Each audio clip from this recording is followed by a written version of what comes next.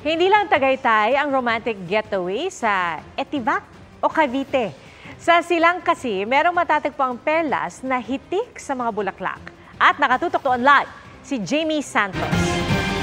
Jamie, saan nga ba yan? Pia, relaxing at romantic ambience ba ang hanap ninyo ngayong long weekend at sa araw ng mga puso para mag-celebrate kasama ang inyong the one? Pues pwede ninyong gawin yan na maging unforgettable with a romantic dinner date sa isang flower park and restaurant dito sa Silang, Cavite. Wala raw kapantay ang tunay na pagmamahal na ipinadarama ng galing sa puso at pinaglaanan ng oras. At ngayong malapit na ang Valentine's, why not go outdoors? Ang flower park at restaurant na ito sa Silang, Cavite, ipadarama talagang special ang iyong the one.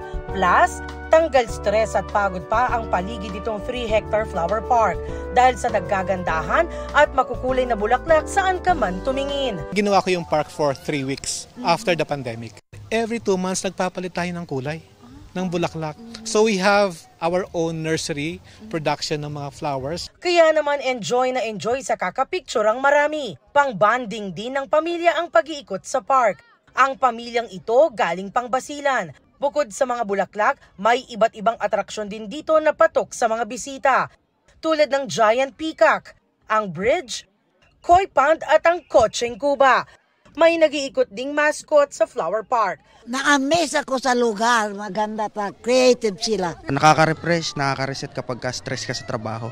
Kung mapagod sa pag-iikot, no worries dahil may restaurant din sila na Asian fusion at Filipino cuisine ang ino-offer. At ngayong Love Month, pwedeng mag-date sa kanilang restaurant.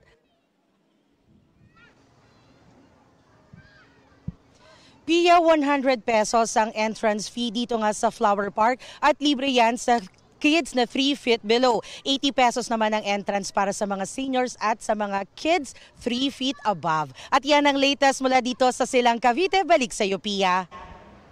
Maraming salamat, Jamie Santos. Mga kapuso, patuloy na tumutok sa mga balita. Mag-subscribe sa GMA Integrated News sa YouTube. Sa mga kapuso abroad, samahan nyo kami sa GMA Pinoy TV at www.gmanews.tv.